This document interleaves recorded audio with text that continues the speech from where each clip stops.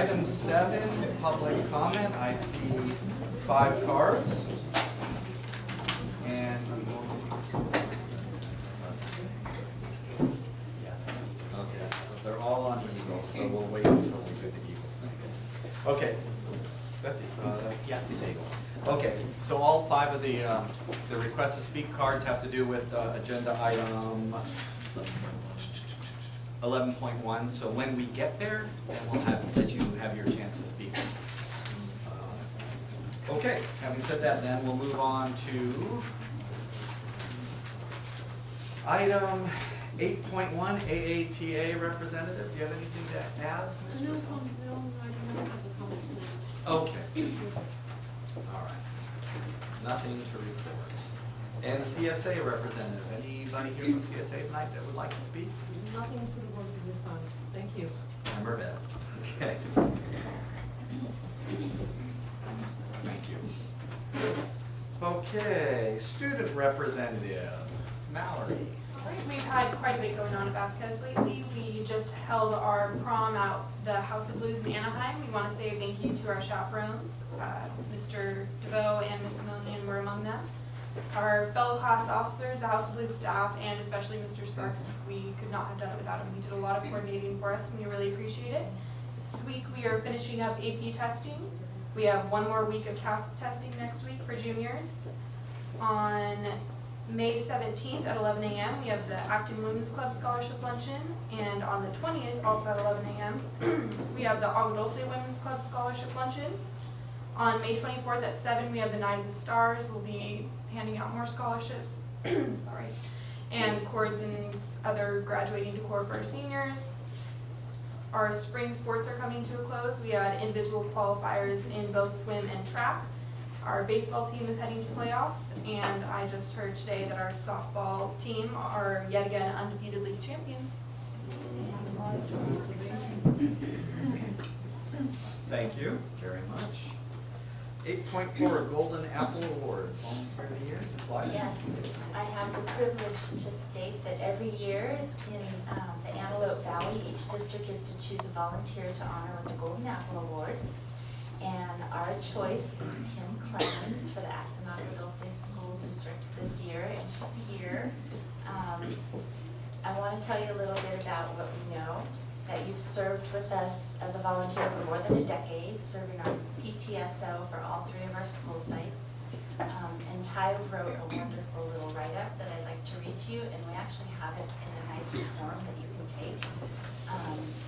Over the past 5 years, Kim has been highly active at Vasquez High School, serving as a treasurer for PTSO and a model volunteer for all school events.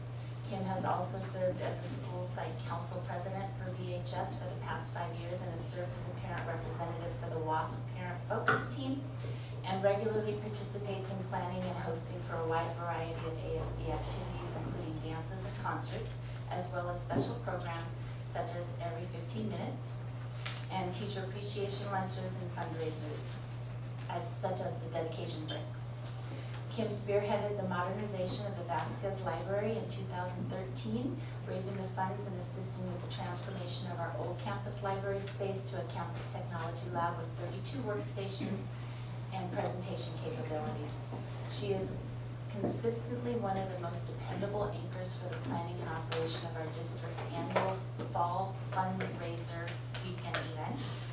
And she is regular at athletic contests, and I saw you at softball today, as a matter of fact. And you're always an advocate for what's first and foremost, which is our students. You represent what is the best in our volunteers, a selfless and consistent dedication to our schools. So we thank you, and we have a beautiful golden apple to give you. Come up and give a golden apple.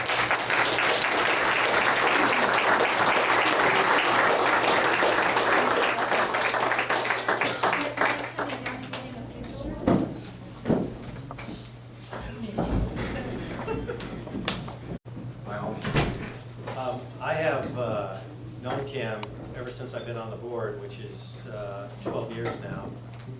And she is one of the longest lasting parents. They kind of come and go, and they ebb and flow. Kim has been there ever since I have been. And she is someone that I can call to bounce things off of.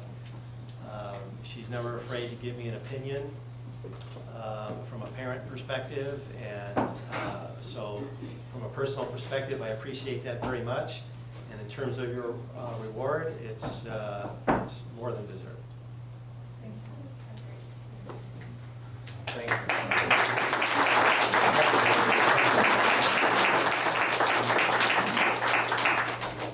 Okay, moving on to 8.5, new construction.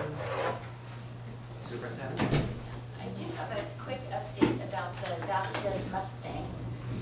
In the past couple of months, we've had several community members come up and kind of talk about where's the Mustang. And then at the last PTSO meeting that we were at, it also came up about where is the Mustang. So I just wanted to assure everybody that the idea has always been, as Mr. Justaso mentioned, that once we start construction and we have that upper pad going, that we would put the Mustang back up there. But I think with all the concern and kind of questions about it in the past, that we're kind of looking at this summer to find a new pedestal for our Mustang. So we need to get a new pedestal. And then plant him at the top of the entrance. So as you go up our driveway, it'll be right there, full view. We don't have to wait until phase 3 is done, and we'll get the Mustang back. We plan on doing it over this summer, so he should be back and fully mounted soon.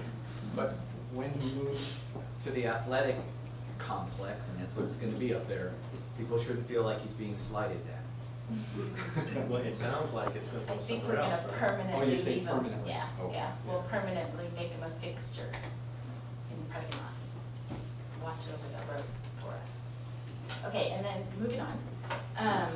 We have an Acton school update. As you know, it's been discussed at the last couple of board meetings and the budget study that we are currently working with DSA on this project here. We mentioned that we hired an architect, and I just kind of wanted to update you since the last meeting so that we're all up to speed. We've equally hired an inspector of DSA regulations, and you'll see that contract in your packet tonight requesting approval. I want to thank Mike for attending the DSA meeting and going downtown with me. It was us, the inspector and the architects with DSA working hand in hand to see how we can get back into action and what they needed to make sure that everything we're doing is appropriate. We found the meeting to be very productive, and I want to kind of stress that instead of making us do one big huge package for the entire campus, we were told that we could break it into sub-packages. So currently, so that you all know, we have our architect working on like a first kind of plan, and we were told that we can make an appointment immediately with DSA. They would look at that plan, and once approved, we can get back to work, take another plan, meet with them, work on that, and kind of, until we're done, kind of go through that motion, which was a big positive for us because it could have taken months sitting at DSA if we didn't get that approval. And lastly, I just wanted to let everybody know that I did work with the staff. We went and met with the Meadowlark teachers to keep them in the loop of the work that's going on here now with DSA.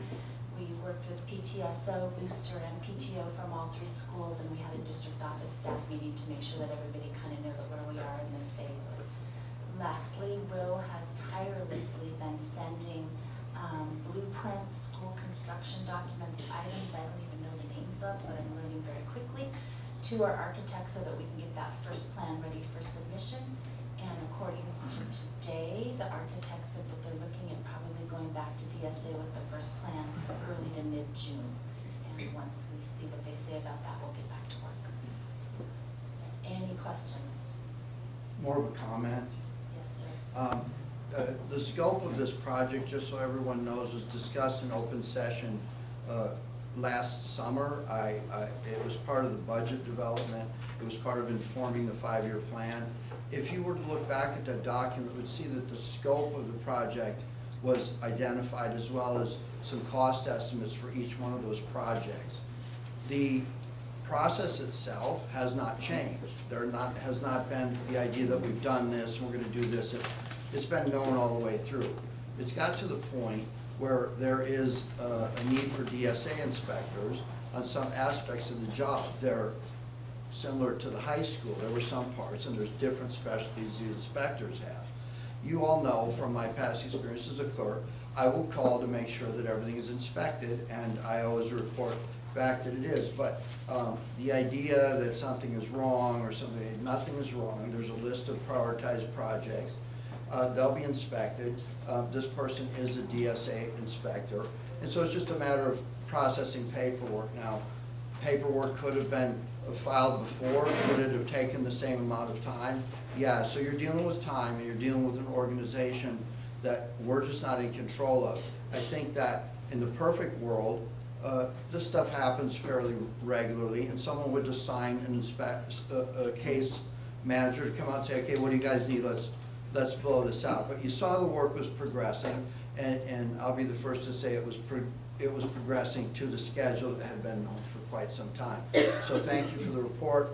I'm glad that people are reaching out, and there's a resolution at the end of it. We're gonna end up with a project that was known and constructed well. And if you look at the outside of the building, you're gonna see this much better and more inviting than we had here, so thank you. Let's see, that was mutual. Superintendent report, 8.6, do you have any Yeah, further I discussion? think Mallory stole some of my thunder and she's gone, but I just wanted to alert you that you do have invitations for all of the events that she mentioned. And if you're choosing to go to the events and need an RSVP, you can let Yolanda know and she can pass that on for you. And one other invitation is for the Antelope Valley School Board dinner. So if any of you want to join me, we can head on down there and just let me know. Be invited. What's the date? Events. May 23rd, it's a Tuesday, and it's in Eastside. The night before Night of the Stars. Next, I wanted to kind of highlight some of our partnership news. We did hold a meeting last night for parents and actually teachers before that meeting for our community collaborative, and they will be for the second year hosting a summer school program for our K-8 kids. It went over well last year, and we're hoping to have better results this year even. So that's coming up, which is exciting. And then also I wanted to thank Ty DeVoe for setting up a tutoring program with our AD partnership. And his high school students are going over and tutoring our students before testing. And that came about with a little nudge from Tracy. And so I thank you. I think it's a great idea. And I thank you both for putting that into play. And lastly, another positive shout out is U.S. News and World Report wrote an article talking about Vasquez High School, so this seems to be your night. They were noted in the annual evaluation of our nation's school as being ranked 2,483rd in a nation out of 28,496 high schools. It placed them in the top 9% of public schools in the United States. And it's based on test scores, AP participation and passing rates, grad rates, and how well we prepare our students for college, and we earned a silver medal.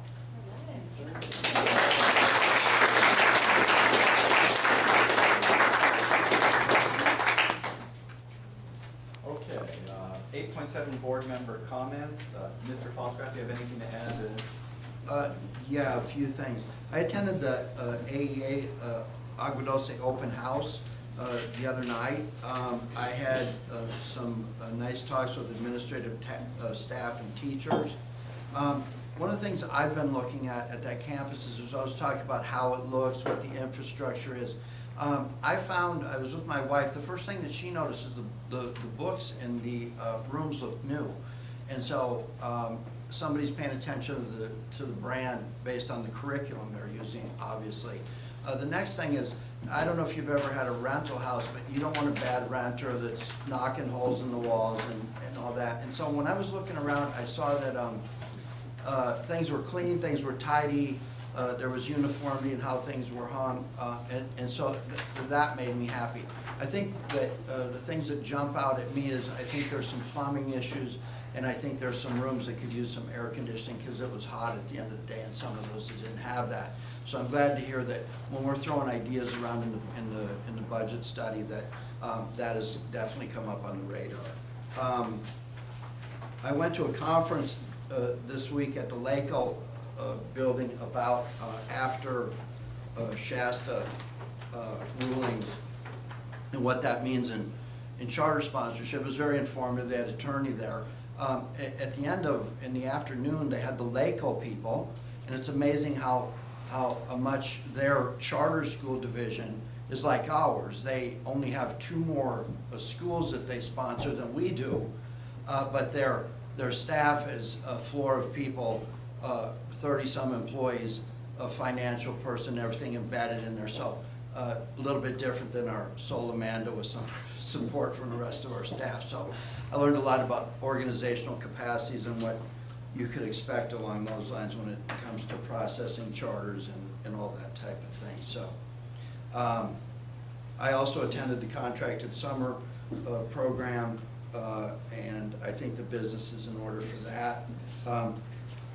I had an IEP meeting this last week. This has been an issue of discussion with the board.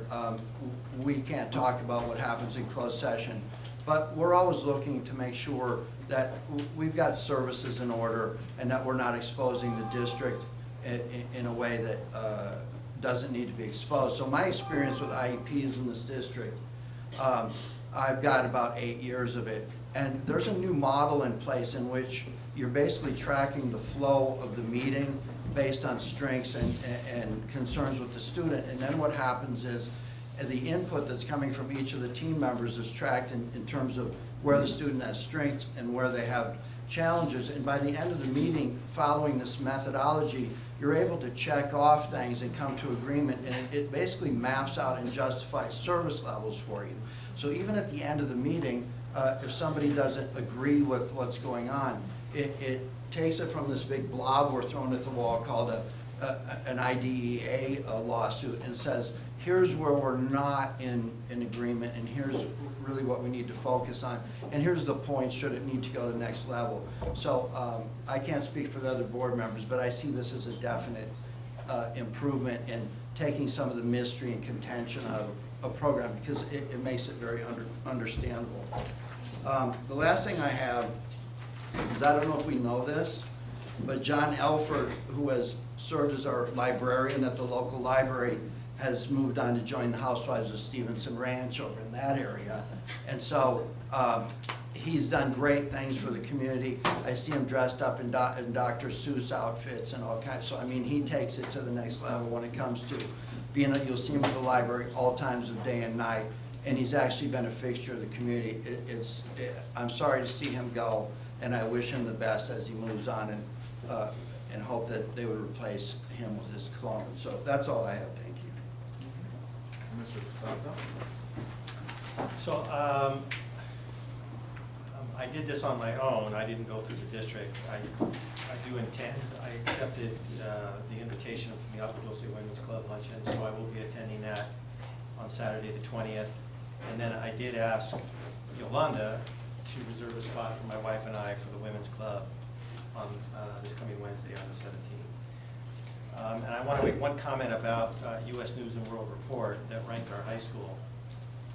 It's important to know that U.S. News and World Report is the preeminent ranking of colleges in the United States. There are a lot of folks that rank colleges, but U.S. News and World Report is kind of the holy grail, and that's where you go when you're looking to see where colleges are ranked throughout the nation. And so when U.S. News and World Report, who goes through a very programmatic list of criteria for ranking schools, when they put us in the top 9%, I just want it known this is not some fly-by-night organization that ranked our school. It is the preeminent ranker of educational institutions, and it's something for our district to be proud of. Thank you. Mr. Layton? No, I have nothing extra. We've got enough to cover tonight. I will second that. Okay. All right. I also would like to express my gratitude for the work that Ty's done over at the high school since he arrived. We have lots of good things that happen at all our schools. We're reapplying for schools to watch at the middle school, but tonight is really a special night for the high school with that latest accolade. And we, everyone in this community should know that there's a really great school there for their kids, amongst many. So thank you very much, Mr. DeVoe. Also, I will report, for those who are interested, we did have a consulting contract with our former superintendent that was going to go through July 8th. And the superintendent, our former superintendent, Dr. Woodard, has elected to terminate that effective June 8th. And so I would just, actually, we could extend an invitation for him to come out and maybe do the cupcake thing Absolutely. at the next board meeting if his schedule and his health allows. You know, Dr. Woodard was with us for 8 years. I don't think we've ever had as long serving a superintendent since we've been unified. I would be. He would be one of the longest, if not the. And much of the staff that you see here today was brought in by Dr. Woodard. The high school that we're talking about today wouldn't have been built without Dr. Woodard. Much of the program enhancements that we've been able to do the last couple of years are a direct result of that tireless efforts he put in on behalf of the students and parents of this district. And he's not here, and I'll probably repeat it all if he comes out, but you know, because of the nature of his resignation due to health reasons, and there hasn't been a clean spot to say thank you. And I didn't think it was appropriate to have an 8-year superintendent who's done so much for us go away without mentioning these things. And so, if at all possible. Absolutely. Okay. That concludes my comments for tonight. Let's see, let's go on to item 9.0, consent agenda. Move. Second. Eddie. Okay, so we've got Larry and Ed. Any discussion? Superintendent? Oh, no. Anything to? I'm sorry. Okay. If I can answer any questions. Are there any questions on the consent agenda? Okay. Call the question? Aye. Aye. Okay, it's carried unanimously. Oh boy, I need glasses. Item 10.1, personal services, district administration responsibilities. It's recommended the board enter into discussion as it relates to the district administration responsibilities. It's just a discussion of, I think, who does what. Anybody want to move it? Second. Ed Porter, or just Ms. Lytle? Yeah, and as asked, we put together kind of a spreadsheet or a breakdown of what the administration does outside of running schools. I think that was the main question, but we included the superintendent and the assistant superintendent. For all intents and purposes, the superintendent obviously oversees the board, works directly with the business department and the maintenance and operations department, which includes all of the opening of the schools and the remodeling and all of that high interest stuff that we're doing recently with construction. The assistant superintendent, which was my role and still is, I guess, is instructional services. So I'm really working in the classrooms with instruction and curriculum, as well as revising the human resource department. So we're fully in charge of the human resource department in that department, as well as student services, which really talks about student discipline, expulsions, suspensions, student enrollment practices, and oversees food services and transportation. But I think the meat of what you wanted was what our principals do outside of just running a school, which is kind of said as a joke, because just to run a school is a full-time job. And we have 4 other employees that not only run schools, but they equally oversee what we would normally have as kind of a district-level department. So we have the principal of Meadowlark School also is in charge of all of our curriculum oversight and our assessment oversight.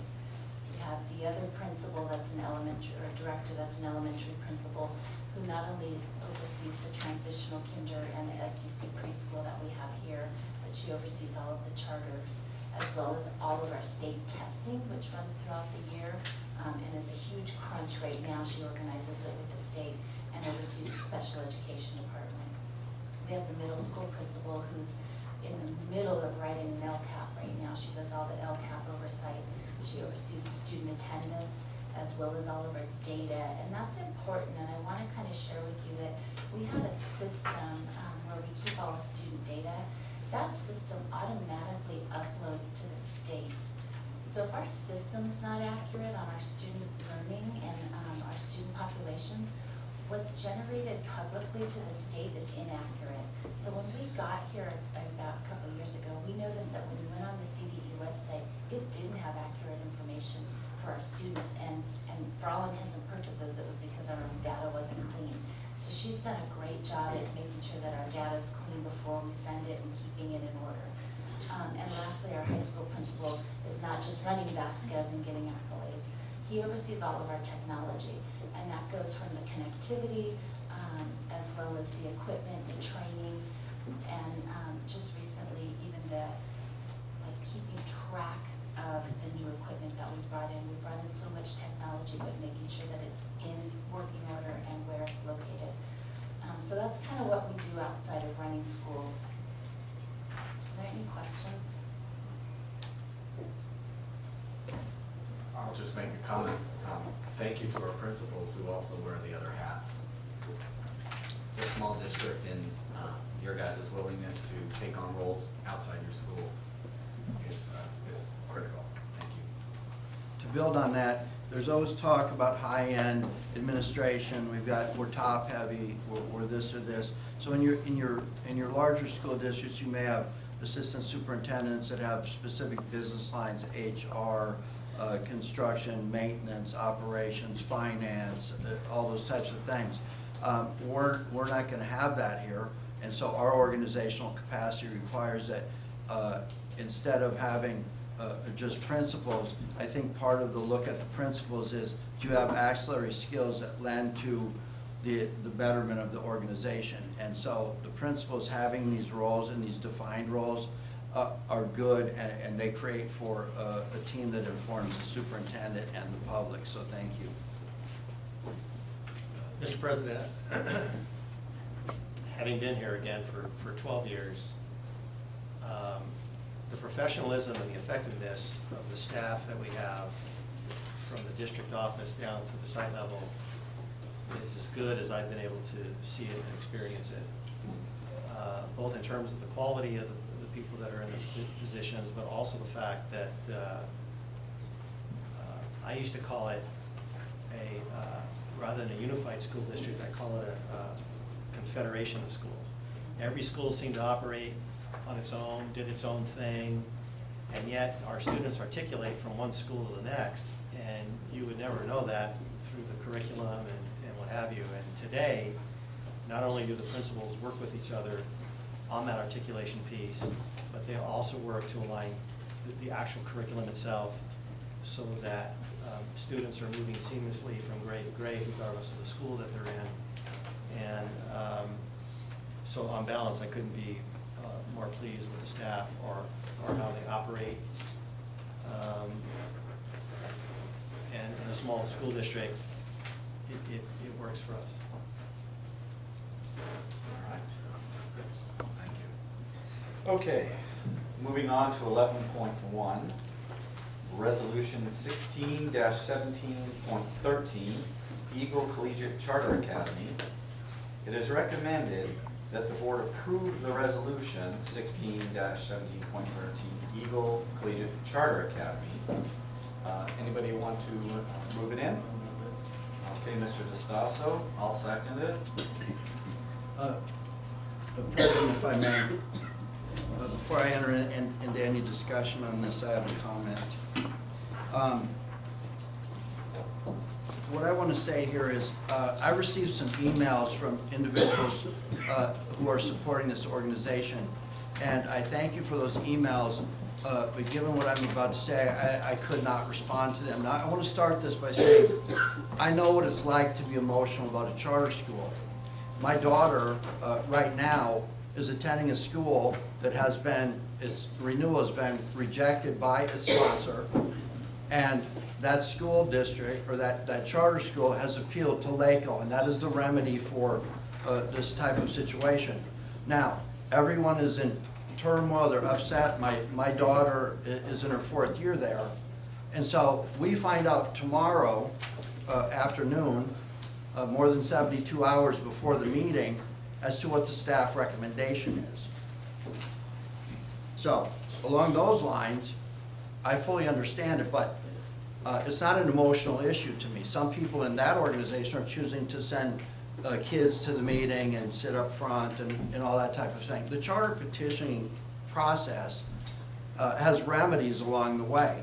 And so, again, it's not an emotional issue. The petitioning process has safeguards in place, and a petition and points of discussion are a means to getting to an end. And so, if I don't like the decision that's made, they have another option past there. So those are general comments that I have. So I can relate to how you may be feeling. I am a stickler about things being posted on the internet for public access prior to the meeting. And I want to frame that by saying this. The members of our staff that we just saw, they're not numerous and they have other responsibilities. And the organizational capacity of our district, I think, is good for someone that has the number of students that we have at home here, and their responsibility is to service and support the education of those students. So, that said, when the agenda comes out, I need you to know that prior to the agenda appearing out of nowhere, there's weeks of planning. This is going to come out on this agenda, this is going to come out on this agenda. And that involves staff, they call it the cabinet, we call it department heads, where I work, get together, they work together and load things on the agenda. That's not something that happens overnight. So then our board president, who's unpaid like the rest of us, takes time, goes over the agenda in a meeting, and then we are shared that agenda to say, okay, here's the minutes. Do you all see anything on here that's a problem or needs correction? So by the time Friday comes along, staff is issuing this agenda and minutes for us to review, and then come Monday, everything is loaded up on the internet for the public. That has been a huge advancement in our organization. It's been that way now for a little bit of time. And so when I didn't see this item on the agenda on Friday, I saw it on the agenda, but there was not a recommendation. When I saw it on Monday and it still wasn't there, I'm asking questions. And so in my world, I don't discuss things that aren't on the agenda where everyone has the ability to take a look at it. Now that said, I received an email today from the organization that was a response to something that I hadn't had the opportunity to discuss, and I wouldn't have discussed tonight. So in my world, here's my remedy. This seems to be a very dynamic issue. There's a lot of this going on to the point where I'm not really sure exactly what's going on. There's responses coming in, and I'm starting to wonder if this had been baked enough to get to the point where it's discussed here. So I may be alone in this, but I'm going to make a motion that in the interest of making sure that everyone who wanted to see this, who supports it, who doesn't want to support it, whatever they have to say and think is given that opportunity, and that would happen by me moving to table this item till the next meeting. At that point, everyone has the ability to say, I've had ample time to look at it. If there's not support for that here, then I will abstain from voting on this. And that's what I have to say. And I wanted to preface that before any discussion. Now, whatever happens after this, I'm out.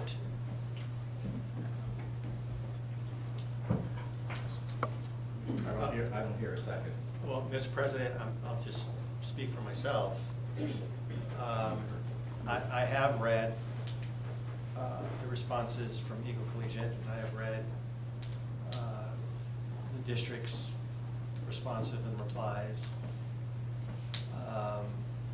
But before I would be willing to entertain any motion to put this off, is I'd like to hear the staff report and see what staff has to say and validate and verify staff's level of comfort with the information they have. Exactly. Thank you, Mr. DeStasso, because I was hoping we'd get a chance for the staff to report. Ms. Lytle? We did analyze the petition when we got it after the hearing, and we had some questions about the financials. So what happened was on Wednesday, we reached out to them with some questions about the financials, and this is Wednesday before the Thursday that you were just talking about when Mike and I were then gonna meet over this. And instead of answering the questions, we had a whole new financial picture submitted to us, which was the delay, because we took the time to then look at that financial situation.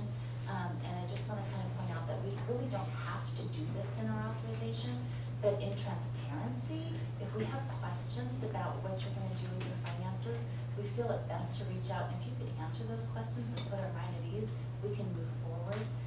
So when we got a whole new financial picture, Steve did take it upon himself to analyze it, and he worked over the weekend and through Monday to make sure that we were equally looking at this new presented information. So I feel very strongly that even based on that new information, that we do need to recommend denial, and we did our due diligence.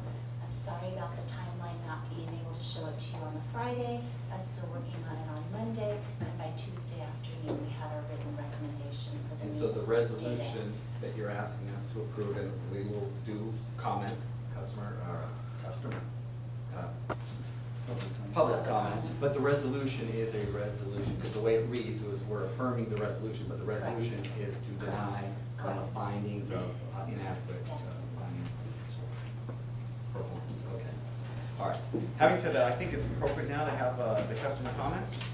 That's fine. I would still like to reserve some further staff comments from Mr. Pedraja, so that we can get information in the record, but we can certainly hear all the comments. I know they're chomping at the bit. Okay. So these have been placed in alphabetical order for me, thank you, Mr. Porter. So the way public comments work is there's 3 minutes, so please limit your comments to 3 minutes. It's not a Q&A, you just can tell us what you think, and you've got 3 minutes to do it. So first person up, Mr. Randy Conrad. Thank you.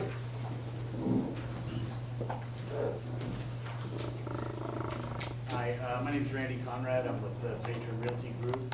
I'm out of Santa Clarita, broker, owner, also a business person, resident here. And I just want to throw my support for Eagle Collegiate Academy. I think it would be good for the community, good for the kids.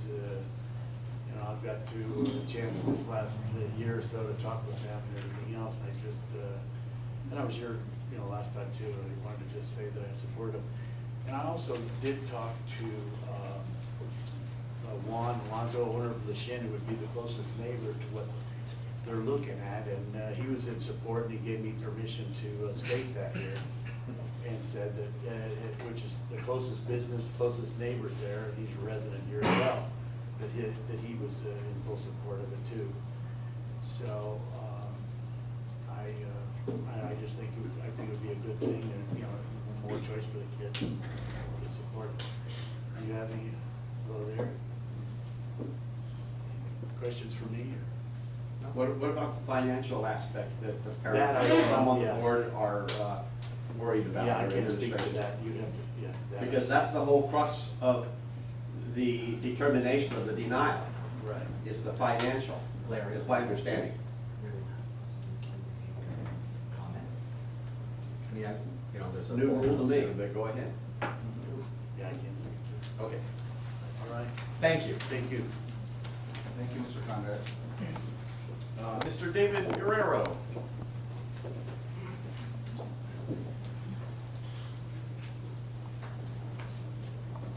Good evening, welcome. I'm David Guerrero, and I'm a little disappointed that we are using the word financials. I think we personally made maybe a mistake, but we are here I'm here to represent parents who cares about kids' education. I believe that this is a good thing that can happen. Maybe some inexperience, but with the help of the right people, we might be able to clarify things that you guys wants to see butterfly, right? But I'm here to represent the parents and the ones that are not here also. I have a 6-year-old and a 7-year-old boys. I have 2 daughters, which is a medical school. She went to charter school. I have a daughter who's a cop for the LAPD, who also went to charter school. So I believe it works. I'm asking the board to reconsider and maybe to approve it, if that's the right thing to do, I think. Thank you. Thank you.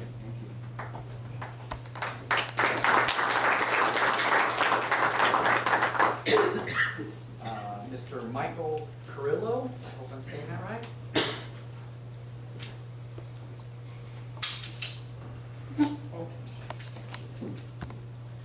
Well, my name is Michael Kiros, I'm an architect. I've been approached by a client to take a look and have some due diligence studies on the property. And I can tell you that from the way I visioned their goals and their directions, what they needed to do on the property, I feel it's a great opportunity to have a nice and a new vision of the charter school over there. We didn't start yet the design process. We're waiting, of course, for approval.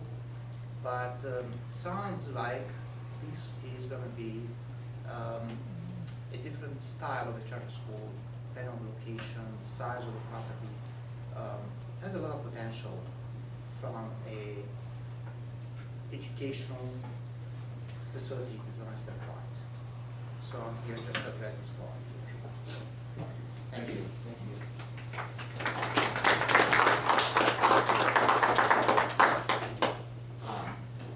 Olga Johnson? Is there anyone else that needs to speak before me? I'd rather go last. Okay, sure. Thank you. Mr. and Mrs. Kim? Welcome. My name is Sam Kim. Just to come back again to show that the schools potential, because what I know is that there is Korean American, a lot of Korean American families in Palmdale.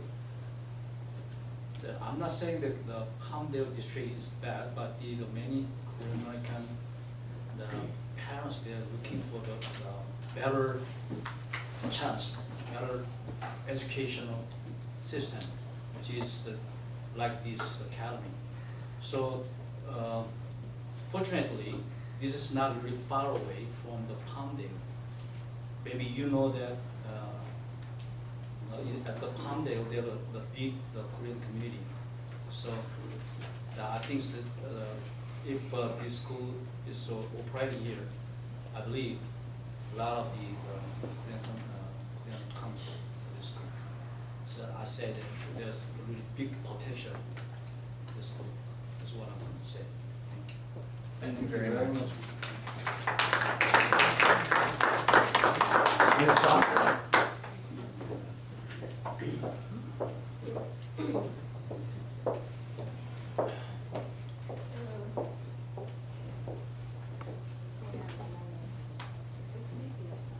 We did an extra one. I have some for Kim and Steve and for you.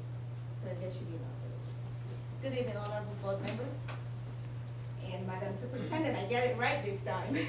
Although it's okay to become Madam President. I would like to thank all of you for actually taking the time to review this petition.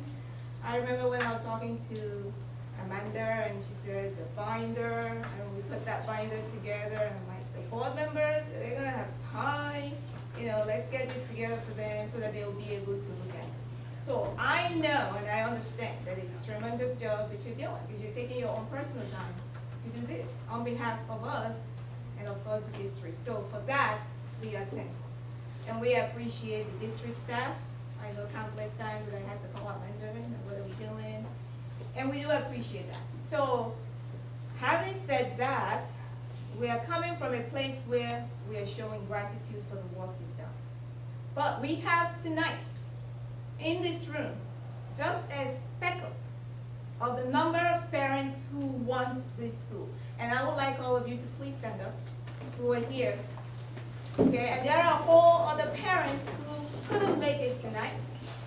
Because I remember that one of the things that Mr. Porter said was, if parents come to him, he'll listen.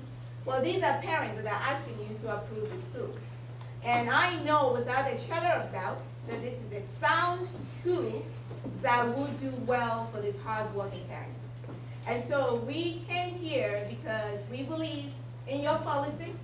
We believe that you appreciate the importance of diversity, the importance of having the ability to provide options for everybody.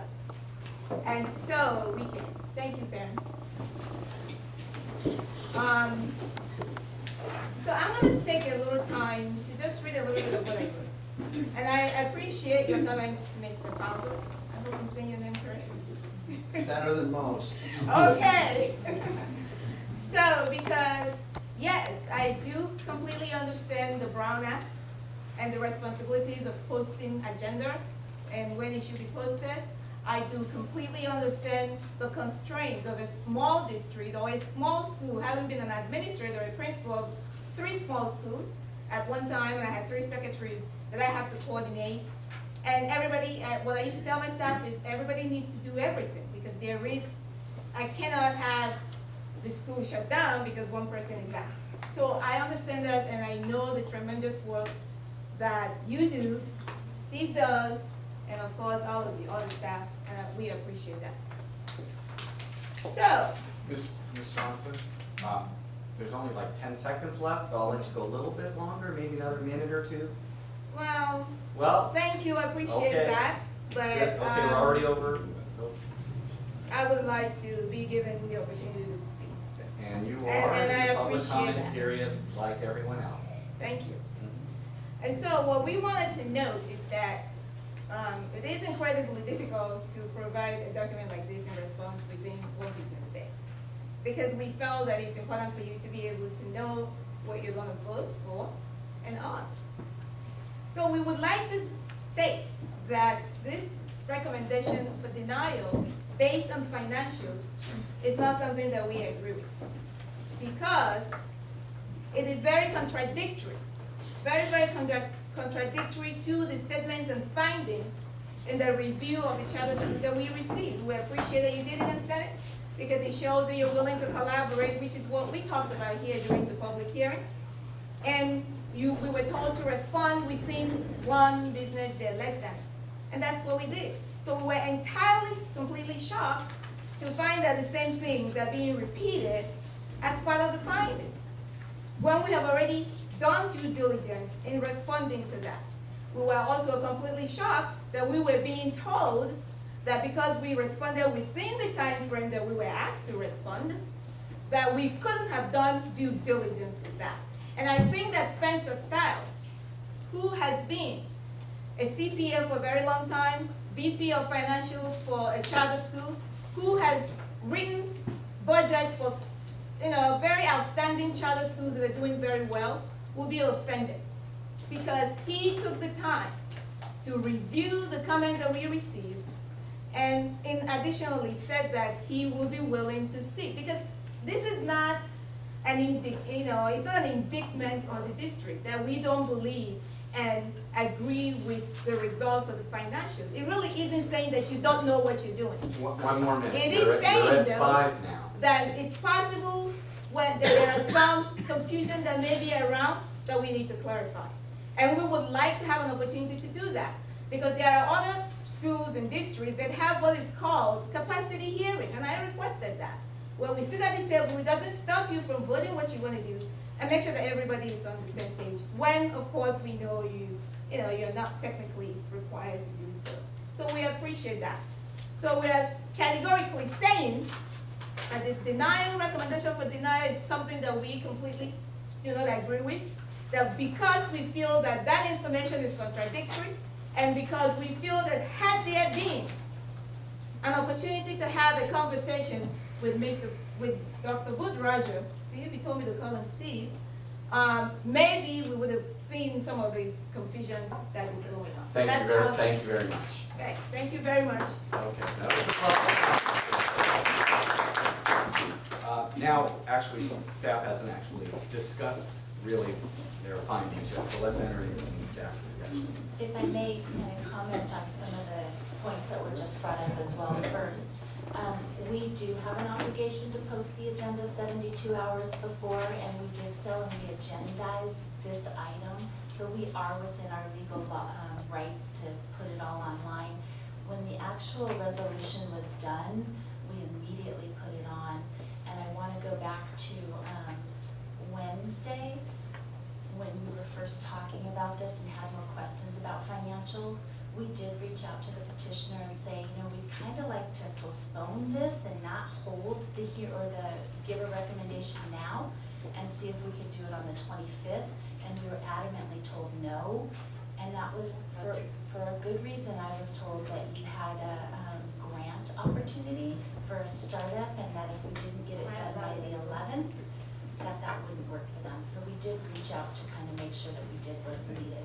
I've got a question, because I want it to be said that this district, and I think without exception, all of the board members you're addressing are very supportive of school choice. We also understand our obligations in authorizing charters, and we take them very seriously. 1/2 of our elementary schools in this district are charters. I don't know that you'd find any other district with a 50% charter rate at the elementary school level. So I would just want to make sure that everybody's aware of that. Now there is a question mark.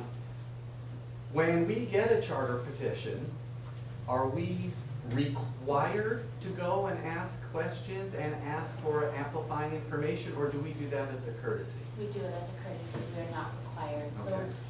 basically, that first budget that was presented to us and analyzed, we had some serious concerns. And so as a courtesy, we reached out. Tried to get some answers, Okay. yeah. Got Now- enough financial and continued. Their petition is their petition.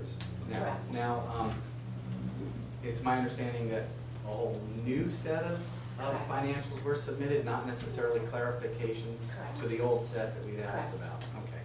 But nonetheless, the new set were thoroughly vetted? Yes, and that's what was the delay in the actual writing Okay. of the resolution to attach to the agenda. And so we've actually invested twice in going through financials as it pertains to this charter petition. Correct, and I do want to point out, I know I read your response as well, and that you were thinking that we had this preconceived notion to deny you from the get-go, and we've been trying to delay this process. I can honestly say that's not what happened. And we, like Mike pointed out, we love our charter schools, we love partnerships, we want to bring the best cases forward, but in this case, we're worried about the finances. Now, for me as an individual board member, I understand why you're all here. It's not the first time. Many people have come to board meetings saying, help us open a school, or we've had people come and say, save our school. And if your petition does what it needs to do, and you have a viable school, we help you embark on that endeavor. But your petition didn't, according to our financial metrics. And by the way, we look at many charter schools when we do this. So it's not as if we're inexperienced at it either. So while I understand the passion, that doesn't absolve me as a board member of making sure that I'm listening to staff, that staff does their homework, and that we don't listen to the advice of our staff. So I just want to put that out. I don't know if you guys, any board questions, comments? Well, I have some questions, and I'm hoping I'm not going to put Dr. Pedraja on the spot. What did happen or didn't happen? Who said what? And what the timings are? To me, as with so many other things involving the school district, it all boils down to money and numbers. And numbers are things I like to delve into, because the numbers, in the end, are what you have to go by.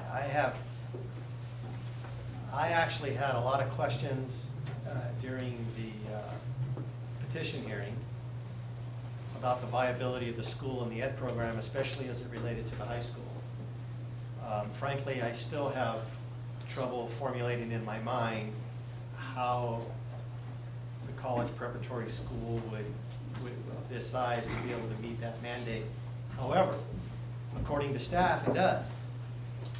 And I'm not a K-12 educator, so if staff says, yeah, you had all kinds of concerns about it, but we've looked at it and it will work, then I accept staff's recommendation despite my own doubts. If they say it's gonna work, great. So there's nothing that I see that calls into question the viability of the school. The premise of the school, the goals of the school, the community that it would serve. None of that is in question as I read the matrix. The only thing, and it's a big thing, but as a singular thing, it was the financials. So in looking at the numbers, I had a couple questions. There's this discrepancy or this difference between the 1.94 million in projected receivables versus a 1.57 facility and real property purchase cost. The explanation that was given, there was an accounting issue as I read it, between the timing of when the receivables come in and their ability to pay for the land purchase and their other costs. So I don't know if that discrepancy is a big issue or not. It seems to me the bigger issue is whether it happens in June or August or whenever those receivables are made. That's a business decision for the payee and the payor to work out. The question I have is the margin. Does the margin work? Setting aside any of the discrepancies, does the amount of receivable capacity on the part of this charter, does it truly meet what their projected expenditures are going to be, considering a $1.5 million capital expenditure for real property? That's really where I'm at. So that's a very long question one. And question two is I didn't see anywhere in here, and I could have missed it, it could have been baked into the 1.57 million, is they have an architect. It's obvious that the campus itself, or that the property itself, is going to need to be improved. So it'll work functionally for education. Are those costs baked into the 1.57, or are those additional costs that I'm not seeing, or is it baked in here? I think I can probably answer some of your questions. Cash flow is definitely an issue, and for running a school district, cash flow is always an issue. You don't get the money in time to actually pay things, so you need a big reserve, which is why we ask charter schools to keep even a bigger reserve. So that is truly one of our concerns was cash flow. I think also when you talk about the 1.5 million debt, that was their first projection. So we looked at their first petition with the 1.5 million debt. It was a 30-year payout with 7% interest, and they were taking $275,000 and putting it down on that loan, on the 1.84 million loan. When they brought it back, it looks as if you've taken that $275,000 and put it into school improvements. So they're no longer putting a down payment on the $1.4 million loan. And you said the interest was 7%? In the first projection. In the second one that we got on Friday, it was a 6% interest with 0 down for a $184,000 debt. So the debt went up, the interest rate went down, there was no down payment, and there was no backup that they even had this loan authorized. So that was a major concern, to go into a school in that much debt off the get-go with the projected children that they were going to start with. Is the entity that they're getting the money from, is it coming from Charter Asset Management? Where is it? The way I understand it, it's the person that owns the land was going to allow you to pay them. Because I think that's. You're being asked the Yes, question. please. Okay, so if I'm being asked a question, here is the response. And I'll start with the fact that we wanted to have this heard today. We did say that if it needed to be moved, we are willing to do it. Because I want to make that clear, that we were not adamant it had to be held today. We did say it would be That preferable wasn't if the it's held question. today. But ma'am, Because- the question is what, about the Because of financials? the draft. Yeah, what is the issue I'm with gonna it? get to it, because that's one of the things I wanted to address. So in terms of the confusion with the property, now, it needs to be made clear that that was a letter of intent. And it's because it's a letter of intent, this is what was projected at that time. This was February. Since then, the property cost has gone down. So there's been some changes in it, which was part of when we submitted the version 2 of the budget, that deposit was not something that we had to talk about because the owners of the property they were willing to owner finance it. But we have not. Excuse me. To carry the loan. That's right. Yeah. But none of this has been concluded because it's still under negotiation. We can't enter into that until we have an approval. Is the owner of the property Allen Church? No, the owner of the property No is longer? not, never, yes. But since we get involved, it was not. And I know that that question was asked of Mr. Conrad the last time, and he explained it. And I know there's been some information out in the news about what Yeah. recently happened, and I got so many calls. No, because as far as a loan being carried for 6 or 7%, that's customary in a real estate situation. But for a regular loan to buy a property, you could certainly do around 3 or 4%. Okay, So for owner carrying, that's. The charter customary. representative has answered the question, and now I'd like Dr. Pedraja to weigh in based on his analysis and my questions. Sure, absolutely. Well, one thing I want to point out is that in the initial financials, you had data from 2016-17, debt that actually existed and carried forward into the following year. Their beginning reserve was about 1.4%, which is very low. And they had budgeted for, legal fees, special education services, things like that. The amounts that were budgeted were pretty low for a seat-based charter school. And the revised financials basically wiped out 2016-17 debt altogether, making it appear as though the charter school didn't have any debt beginning in 17-18. And so that's kind of a red flag there.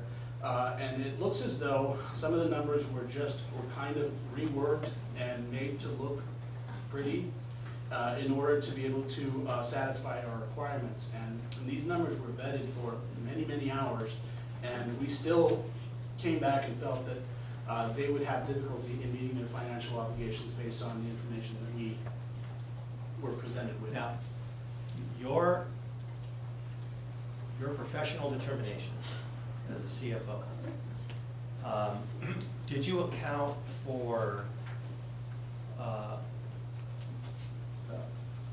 LACO's level of tolerance once we have to have that budget submitted?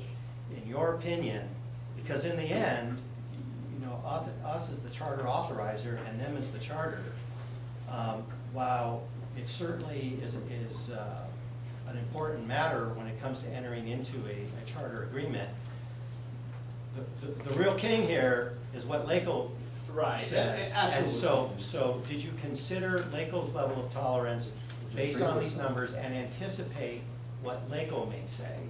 And if you did, what is that analysis? Well, that analysis, if you're looking at it from the LACO lens, would be really looking at their multi-year projections and seeing significant aggressive growth and then expenditures being tied to that growth. Now, should that growth not materialize, those expenditures are gonna still have to be incurred. And so that was a major concern, that in year 3, you're talking about doubling ADA, and you're talking about having your expenditures for legal fees, special education, your facilities, et cetera, be predicated on overly aggressive growth. And based on the LACO model, I just don't think that this would be a sufficient financial review to be able to, I don't think that this is sufficient to be able to. Because so that's a number issue. As a policymaker, what I don't want to see happen, as much as this board is supportive of charters, And it's not like we haven't had these issues with some current charters. What I don't want to see is a self-created emergency where kids come into the schools, they enter into a pattern, their psyche is in the schools, everybody's bought into the school, and then all of a sudden there's a fiscal issue that's going to require the school to close. Better to not give than to giveth and taketh away. And I don't want to be, as a policymaker, in a position to give and take away. So,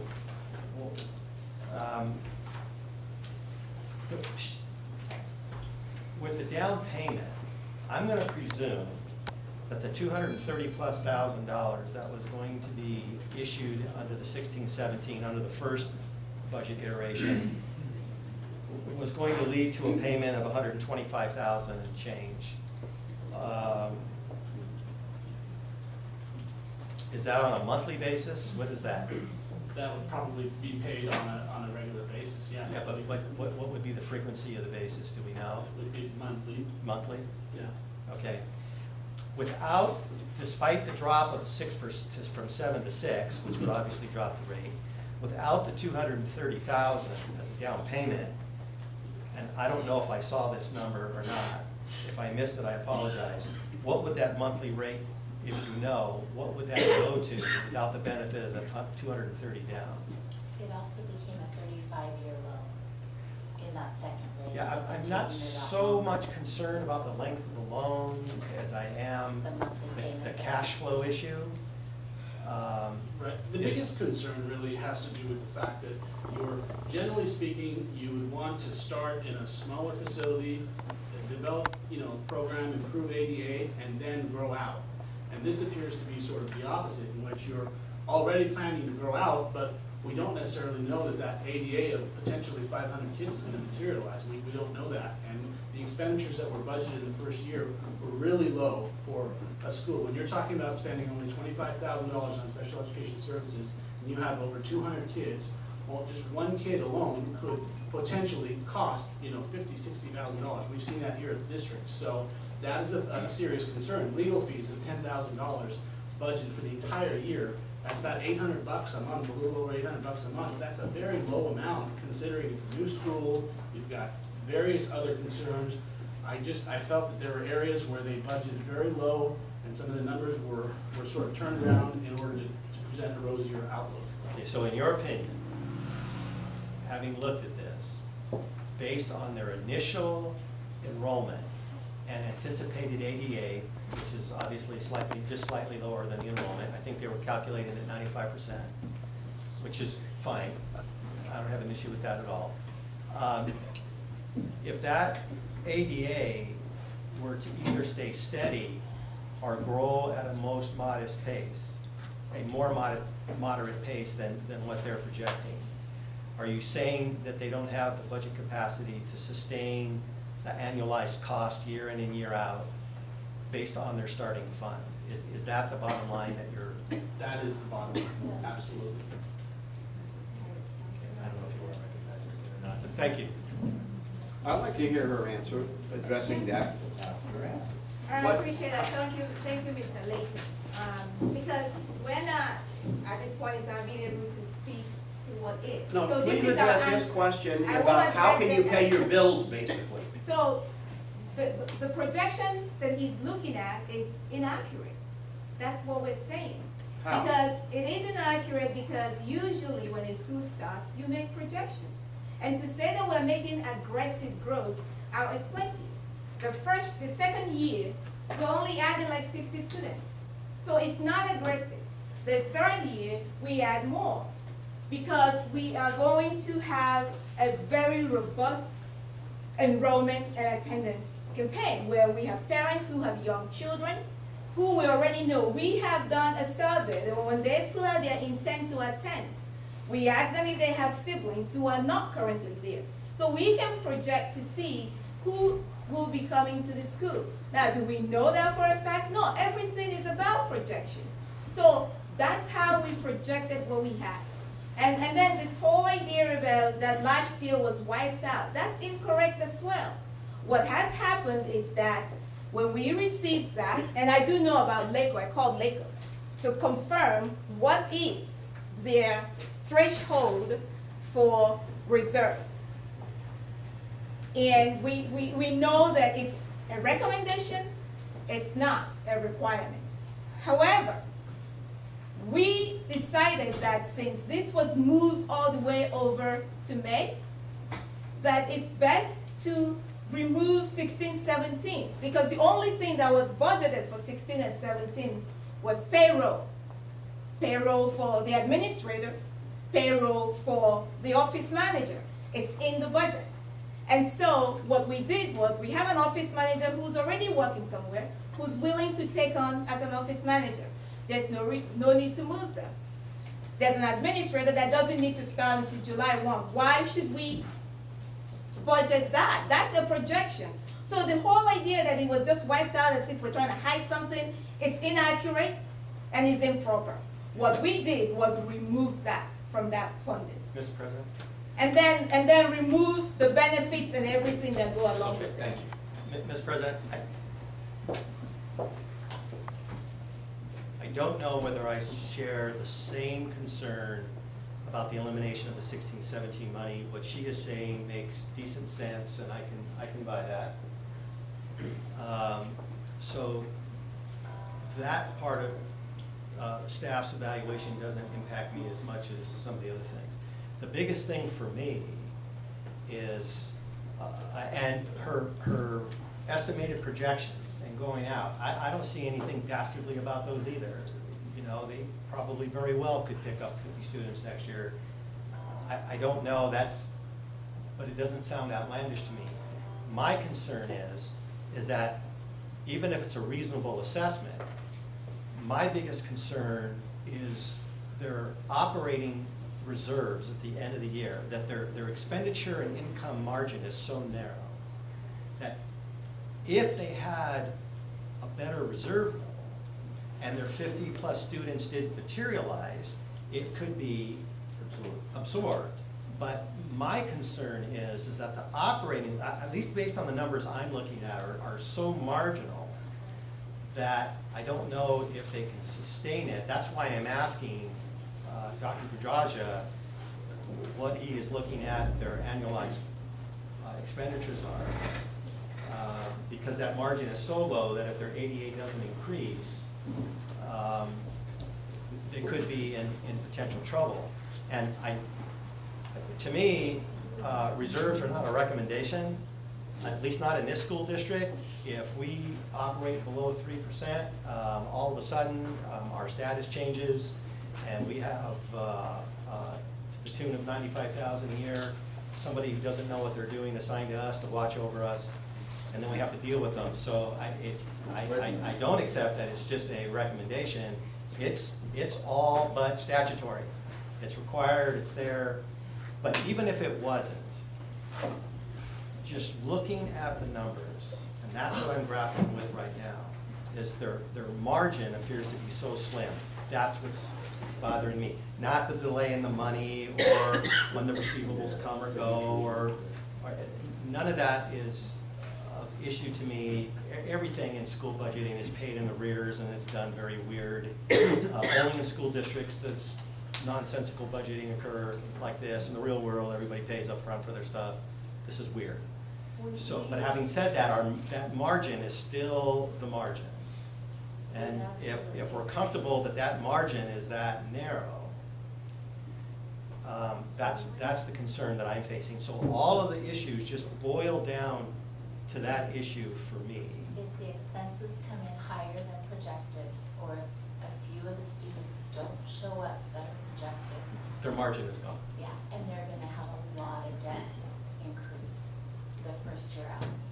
So, And so, it's hard to dig out. Once you get that debt, it's hard to dig in. so to me, the biggest issue is there enough operating margin in the reserve capacity to sustain any undue cost, any unanticipated cost.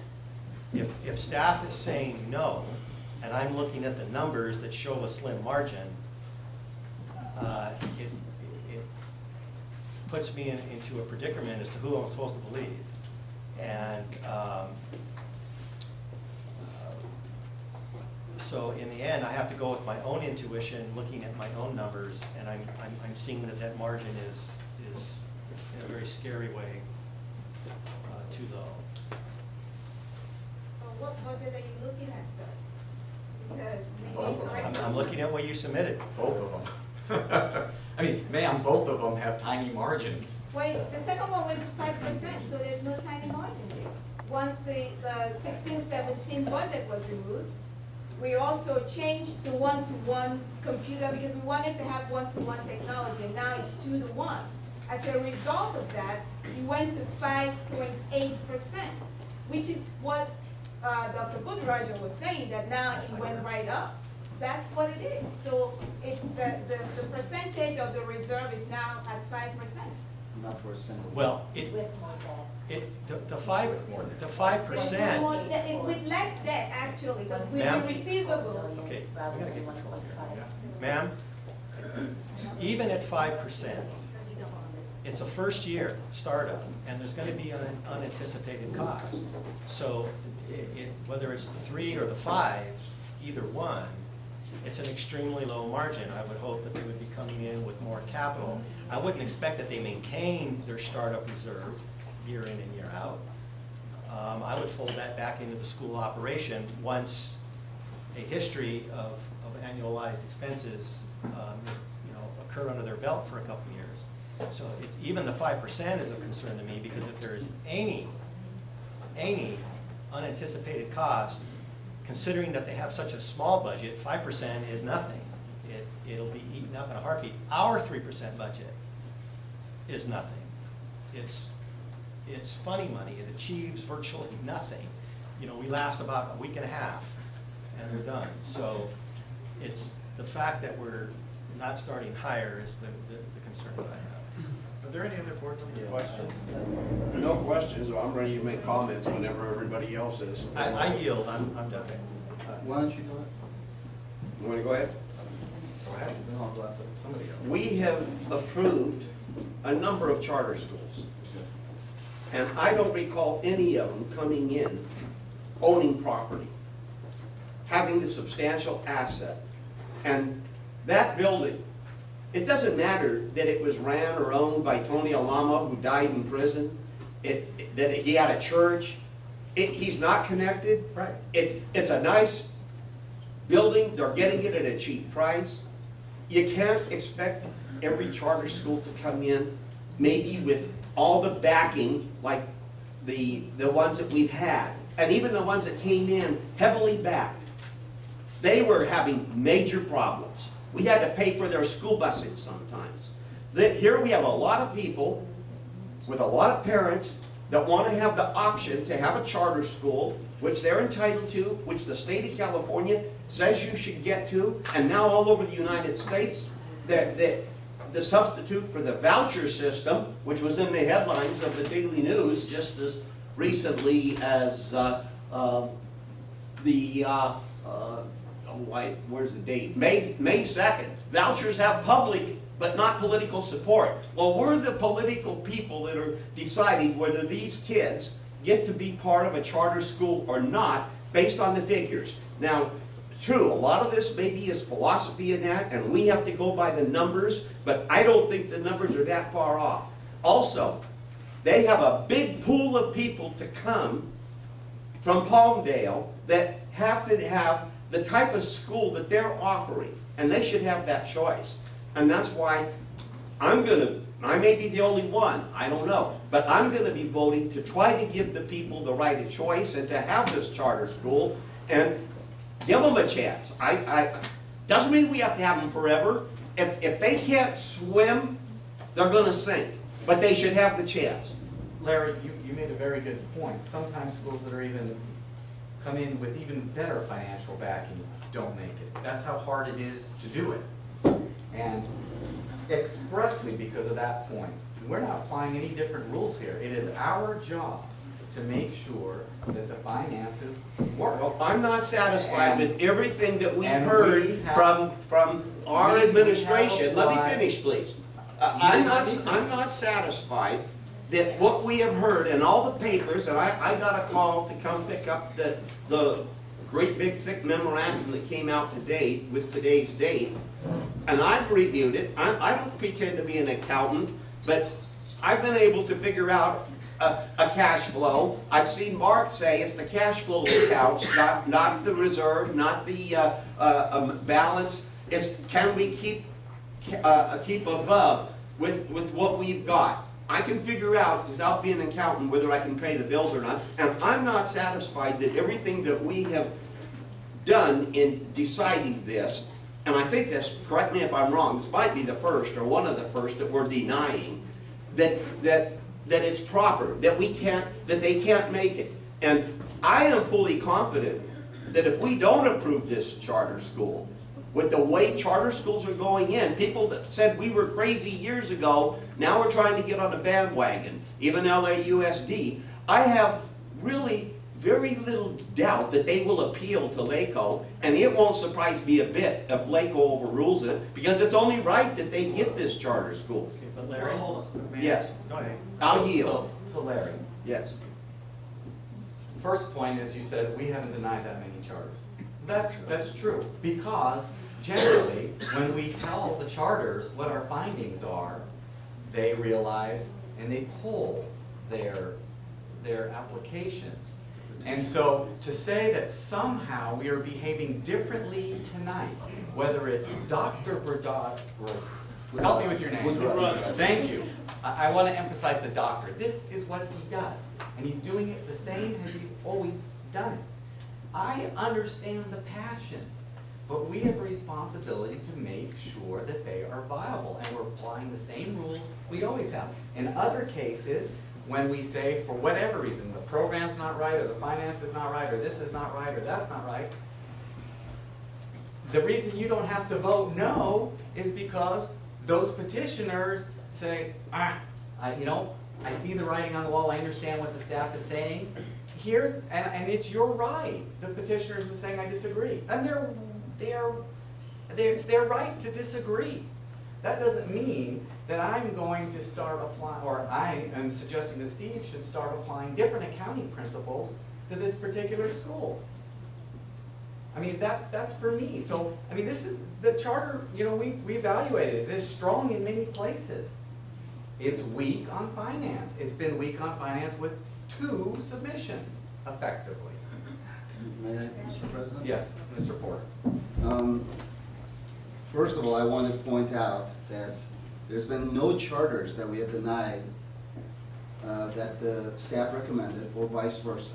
A charter that the staff recommended a denial of, that we said, no, forget your staff, you don't know what you're doing. We haven't done that. So that's important to point out. We have heard more than 24, actually over 25 at least petitions, and we have a dozen charters, so you can do the math there. So there's ones that we don't accept. These are just facts I'm pointing out.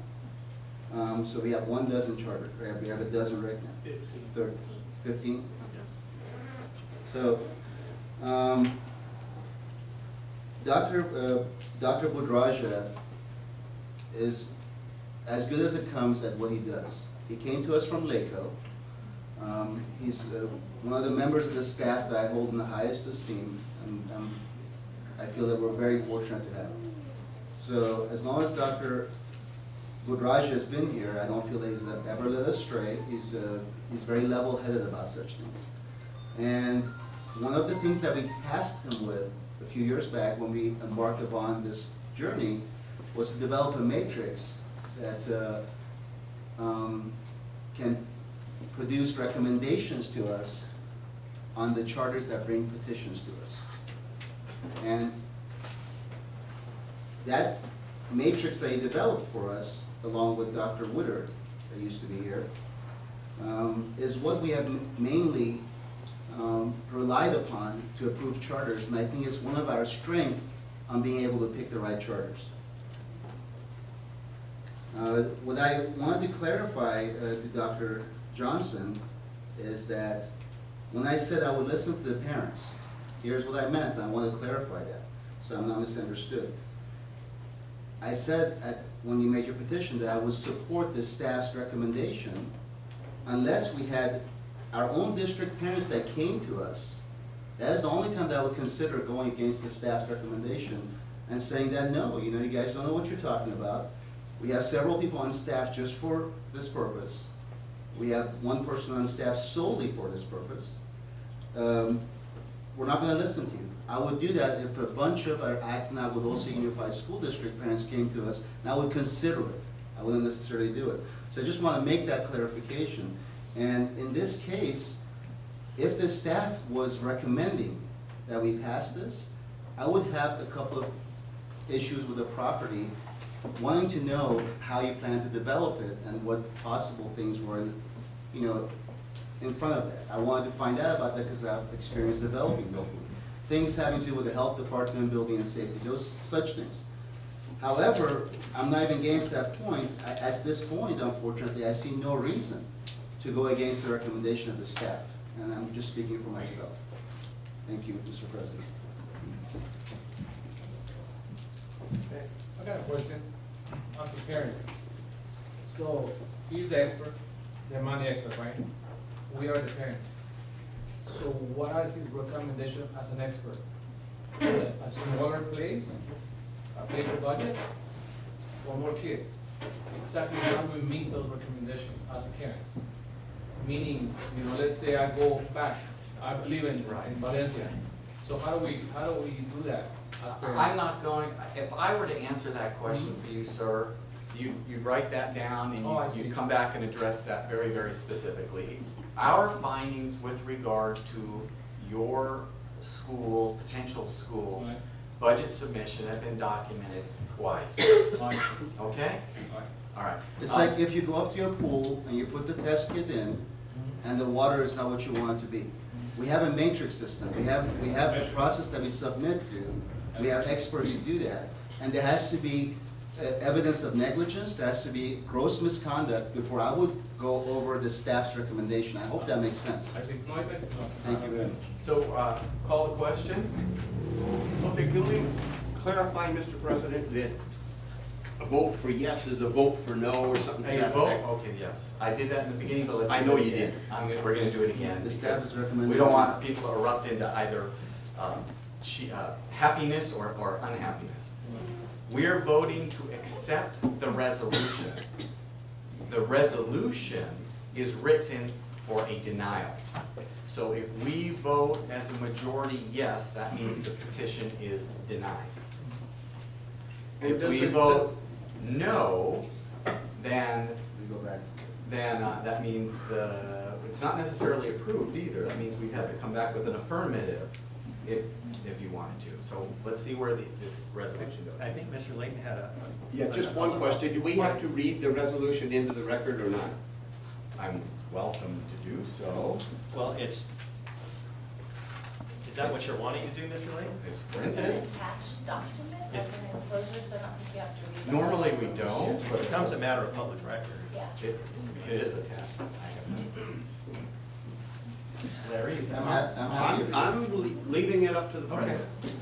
All right. So, As attached. So, here's the vote before us. It is recommended that the board approve the resolution. I will add parenthetically the resolution to deny. Number 16-17.13 for the Eagle Collegiate Charter School.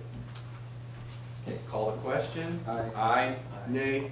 Abstain. Okay, that's a 3-1-1 vote, which means the motion carried, which I'm sorry for you folks, I know you're passionate, but we don't feel that this school is viable. Well, as it stands today, with the financials as they stand today. All right, next item, 11.2, and I would like to thank you for coming, all of you. 11.2, declaration of public hearing, material revision, Mosaica Charter School. It is recommended the board enter into a public hearing regarding Mosaica Charter School. This is 11.2. I'm going to open the hearing at 9:15. Superintendent Lytle? Yes, as you know, Justin and Deanna were here a few meetings ago requesting a name change, and a hearing was already held. During that hearing, we established that there was also a curriculum change. So they've gone back and made more material revisions to their material revisions.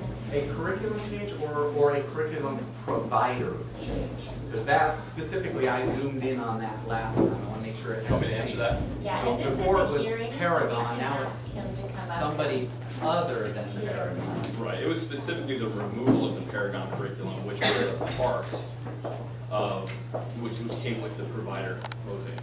And it was expressly called out, and now you're It was- generalizing it to allow you to have more.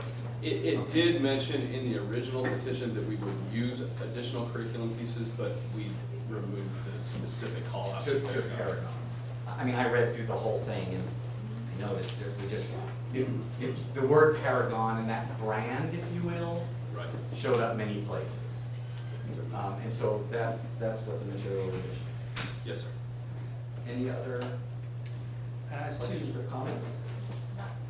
As to the vision statement, I can understand the striking of Mosaic Online Academy, but the entire vision statement has been stricken. Can you clarify for me why that is? I think the reason that it was stricken completely was just because everything, Mosaic was so intertwined in the vision statement. I'd have to look at the texting out of it. Can I see it? You should have brought that with me, right?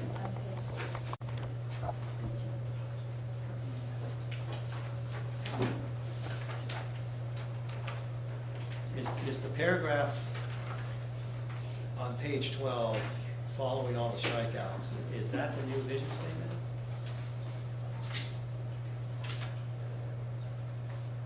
Yes. Yeah, we wanted to, the paragraph ahead of that mentions Mosaic, well, actually, all of the strikeouts ahead of that mentions Mosaic and Paragon fairly prominently. And so what we attempted to do in removing those was just to remove all reference to Mosaic and Paragon from the app. So that shortened paragraph there where it says overall Valiant Academy Plus campus and visions of learning experience, that will be the substitute vision statement. Any other board member questions? I have some comments, and I'm gonna run through this and a little, some of this I referred to last time. I think there's good news at the end. I'm not sure it's in this thing, but bear with me here. Justin, I know that you've been personally involved in trying to develop charter schools in Arizona, California, Colorado, Michigan, and Ohio. So it's not that you're not invested in trying to open up schools and education, a multifaceted system. I think your regional relationship here began with someone named Tammy Kirkpatrick, and I've got some problems with the material revision. I think there's a solution for it, but I need to kind of tell you why.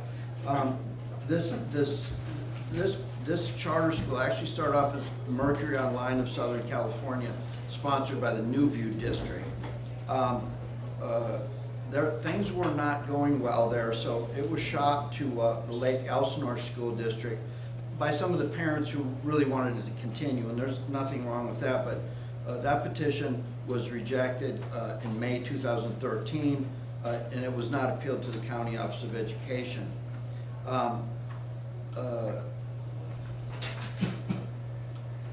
New View School District, when it come time to renew this charter, did not, citing instructional and financial issues. Again, Tammy Kirkpatrick was the one there. That time the charter was. That was a lot of history. And to me, it doesn't really matter how accurate, may or may not be, and I'm not suggesting that any of it's inaccurate.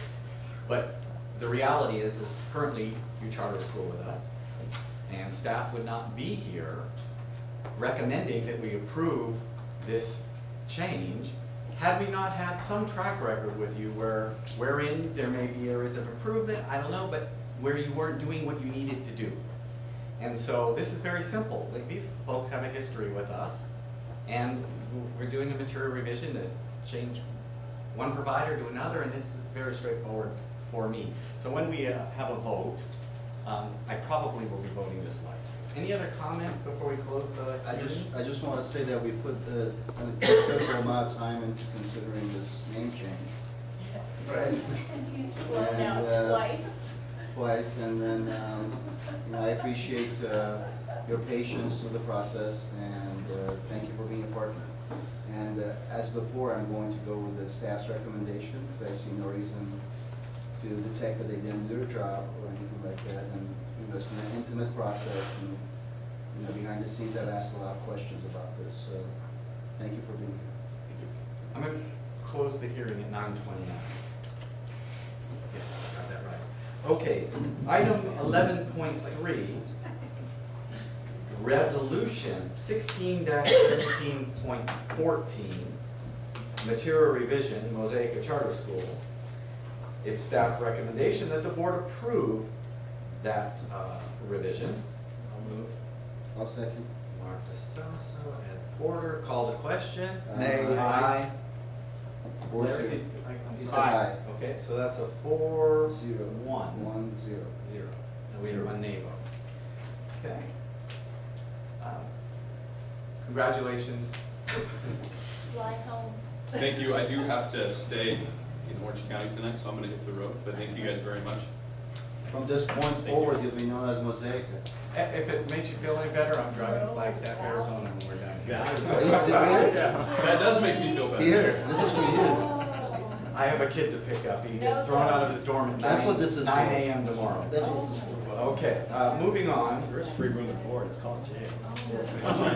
Just one night. The train station. Okay, 11.4, declaration of public hearing, material revision, Inspire Charter School.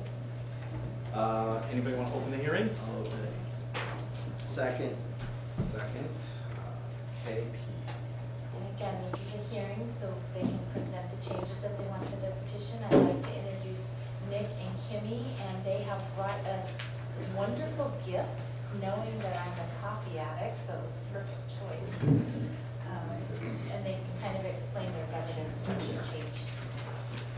Well, first of all, I just want to thank this board. You know, 3 years ago, February 3 years ago, Mr. Fox was new to the board, but, you know, 4 of the 5 of you were on the board at that time, and you approved our charter.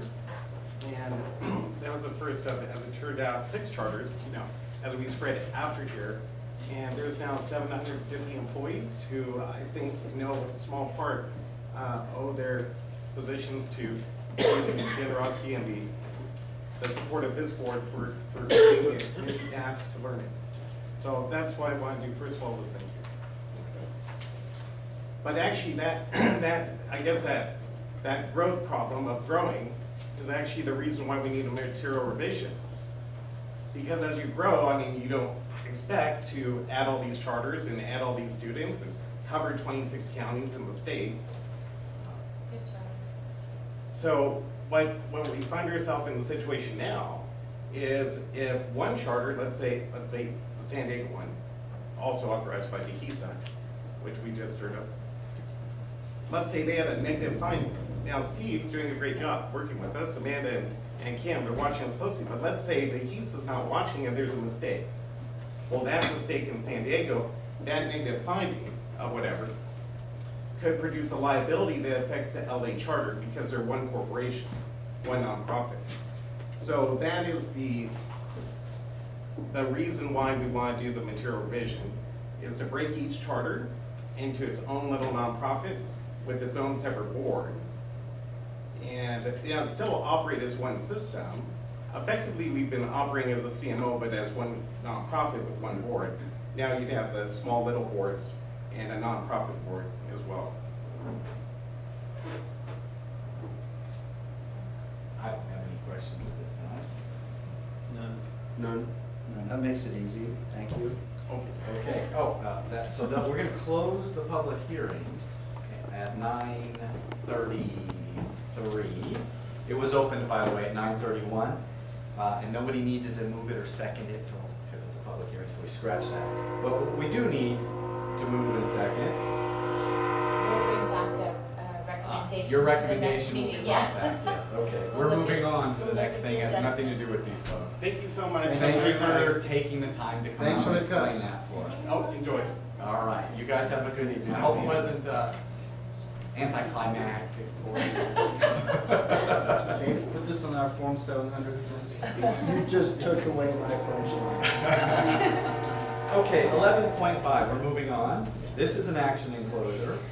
Memorandum of understanding between Acton, Aqua Dulce Unified School District and our authorized charters.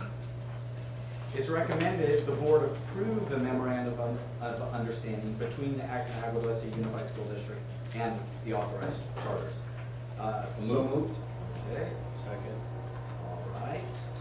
This is our district template for MOUs for petitions that we authorize. And what we're requesting tonight is a change to support the support services, and it's outlined on page 6. Currently, we have a 2.5% fee, and we're looking to reduce that fee for services that we support our charters to 2%. And that would begin the 17-18 school year. As you know, we just came up against a 5-year mark where we kind of renewed a petition for another 5 years. That was the first time we had done that. And I think when we first started this charter initiative, we didn't really know how much it was going to take to oversee all of these charters. We've kind of grown. Over time, we realized that we can reanalyze the services that they cost, and we're looking to also adopt our budget. As you know, we had a budget study, and we looked at that $180,000 loss to our oversight or our support services, and we would recommend doing that at this point, and notifying, given your permission, notifying our charters moving forward next year as they're putting together their budget, that instead of paying us 3% total, they would pay us 3.5% total, they would pay us 3%. Now, I just have, it's a mechanics question. Yes. Assuming that this passes and that changes our template, Yes. which is symbolic or representative of a change in policy, does that, I'm just curious, do each of the MOUs, once they get revised, need to come to us for individual approval because they are, I think they were in the beginning? So what we're gonna ask is that you, upon your blessing today, this is the template, and you can be assured that every one of our charters has this template. It will not change. If we happen to go into an agreement and there's one charter that says, you know, on page 7, this doesn't work for us, it doesn't really make sense, we wanna alter it this way, we would definitely bring that to you for approval. But moving forward, given your blessing, this will be the MOU, you don't ever have to see it again, you know it's in place unless there's changes needed. Is legal okay with that? Can you guys, if we approve this policy and this template, assuming there are no other changes and they're identical, legal's okay with you guys signing off? The other thing that happened, and Ken mentioned that they went to a training, Amanda, and he went to a training at Lego on Monday. What they're suggesting in our change in procedure is when a petitioner comes to us, we already give them our charter policies as well as our MOU, and we have them sign it when they deliver the petition, so that up front they know, should we approve your petition, this is our MOU, this is how we expect everything to kind of line up and work moving forward before we ever even look at their petition. So we're up front. So basically, you're saying the major change is lowering our income from the charter school, is that right? Yeah, our services. From 3, I got mixed up on your numbers, from 3 to 2, or from 3.5 to 3, or? Okay, so we automatically take 1% of oversight. Currently, we charge an additional 2.5% for additional services. For us to be their outreach, for us to answer their questions and give them staff and develop them, we're looking to lower that other services to 2. Is that because we want to be more competitive, or is there a better reason for that? Because isn't there a chance we're going to be losing some money in the future because of the Shasta decision? Yeah, it was in the budget. Larry, that's what you missed at the budget study? Mhm. The drop of 0.5% is valued at $380,000. Bless you. Okay, reduction in self services, which is over 600,000. And then we have a reduction potentially because of Shasta of another 400,000.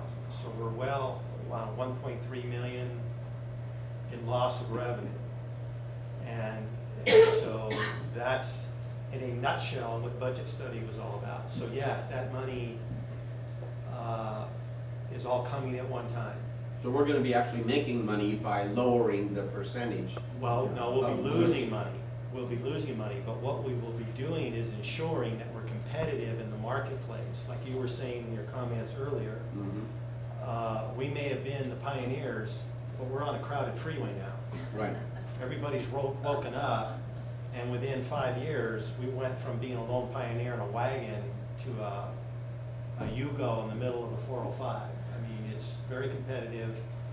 Everybody's kind of doing the same thing. So in order to, as our charters grow and they mature, a lot of them have the ability to go elsewhere and go to somewhere that's less expensive. So we're basically the vendor on the corner who's had a couple of competitive vendors move in on the block, and what we need to do is be competitive. Also, what we stated for the budget study is that we were starting at 3.5 because we had a fiduciary responsibility to the district. We weren't sure how this was all going to play out. We weren't sure what kind of costs there were going to be that were unanticipated. We had that whole discussion with Collegiate. We weren't sure what kind of unanticipated costs we were going to have, and we did not want to get into a situation where our charter partners were cutting into our LCFF funding. So we started at 3.5, and what we see now, predicated on 5.5, 6 years of operation, is we don't need to do that anymore. So we're looking at dropping the 0.5%. Does that make a big bump into our budget? You bet it does. But it also helps to preserve where we're going and to maintain good relationships with our charter partners. So that's why it's all,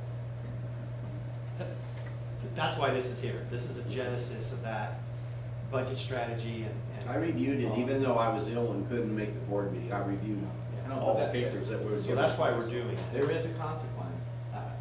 For me, this is about us approaching more of the industry norm, if you will, and with those 6 years under our belt, and it's clear we need not be as conservative and as careful, notwithstanding the fact that we're gonna still be careful, but we've had some track record, and so I think I'm comfortable approaching what the rest of the world is doing. I can understand that. I'm just wondering, though, in light of Shasta, if this is the right time to do it. Yeah. There's never a right time. I think it is, Larry, because otherwise we run the risk, probably, it sounds a little counterintuitive, but probably especially because of Shasta. We can't afford to be losing more partners.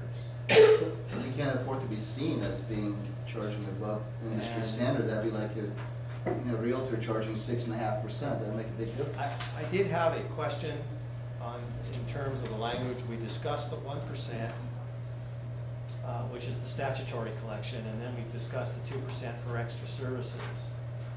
But where in the MOU was the other 0.5%? It was in the two number was a 2.5. Yeah, we changed. Okay, so it was. This is the updated one. Okay, and so in reading this, that's where the drop is coming from the MOU, Yes, which takes it to 3. yeah. Okay, fair enough. Yeah, Larry, let me give you an example. Very close to home, we have 2 ex-employees. One's running Community Collaborative, one is now the superintendent over at Keppel. They approved a charter at 3%, and it's a virtual school, so it's the same tri-county model. So I can't blame anybody in the private world for trying to make money, but when you've got kids here and it's just as easy to push a button and transfer students by hyperlink, it's time to take action. And like I said last time, we don't sign no competition clauses. The private industry doesn't do that, so good luck to them. But we are immediately at risk on just that school of several $100,000 plus our entire special ed commitment that we've been used to from them. But to follow up on that, you have people who seek special education services and that's their right to do that, so. I think you meant the public industry doesn't do that, the non-compete clause. It's okay, it's all right, Mike. Yeah, the That's what you public meant. industry doesn't sign no competition clauses, so the reality is staring us in the face on this is, we used to take a lot of flack for that from everybody that was hunting this district. And, you know, the employees do what they will, but right now, you're looking at people walking away. That tune of percentage on 1,600 kids is several $100,000. And if you're looking at somebody like a charter saying you're not sure how their financial models work, or there's a glitch, or, you know, whatever, they owe to have the ability to do what's in their best financial interest. So I think it's a matter of being competitive outside of everything else. I don't want to lose our president on the road tonight, so. Okay, are we ready to call the question? Call the question? Aye. Aye. Okay, that's a 5-0 vote. Okay, as we discussed when we opened the meeting, 12.1 has been pulled. The citizen bond oversight report will come at the next board meeting. 12.2, contract with Stephen Pate, DSA inspector, for $3,750. So moved. If I can answer any questions. And who is going to be our actual IOR? Robert, the same one that we're using at Vasquez. Okay. Call the question? Aye. Aye. 5-0. With no future agenda items currently Nothing? I don't have any listed, but we do have some things pending if you'd That's like. good. We have school handbooks coming up, they're getting ready for next year. We have the bond oversight report, so you get to come back. And equally, we've had methods charter ask us to submit a waiver. So they're gonna come talk to us about waivers, and just so that you know, they did approve all the waivers today that were pending at the state, minus one, and I was told it was an LAUSD waiver that wasn't approved. They did it in bulk, they did it in consent, so we're looking. So our waivers that we've submitted today. to be Ours approved. aren't there yet, Okay, all right. the first batch. I understand. Can Which you- bodes well. Have you evaluated the LAUSD waiver? No.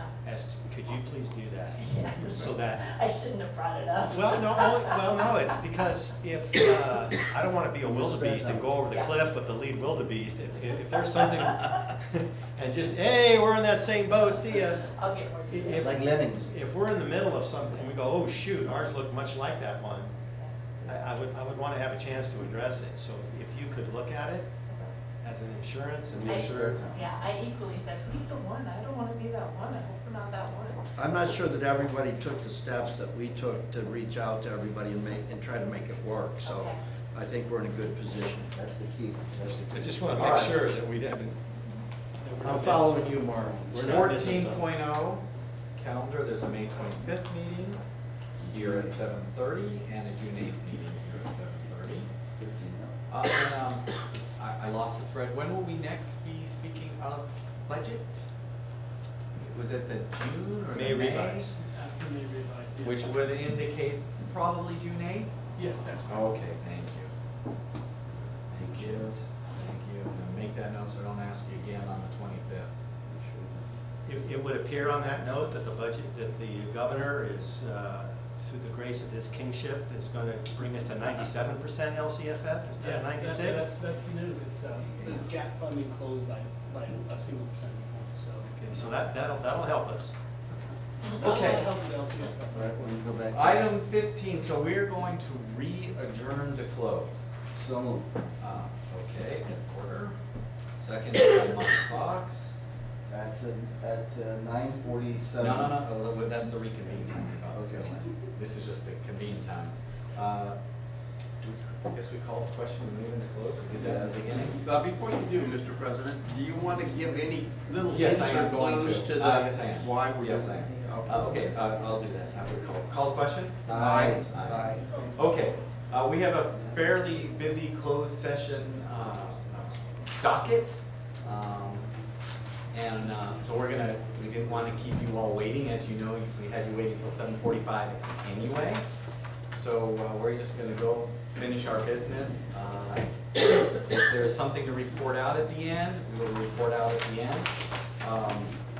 And, you know, if you guys decide not to stick around for adjournment, because that's what comes after closed, this second round is closed, then we don't feel bad about it. We're gonna go home. How long do you expect to be?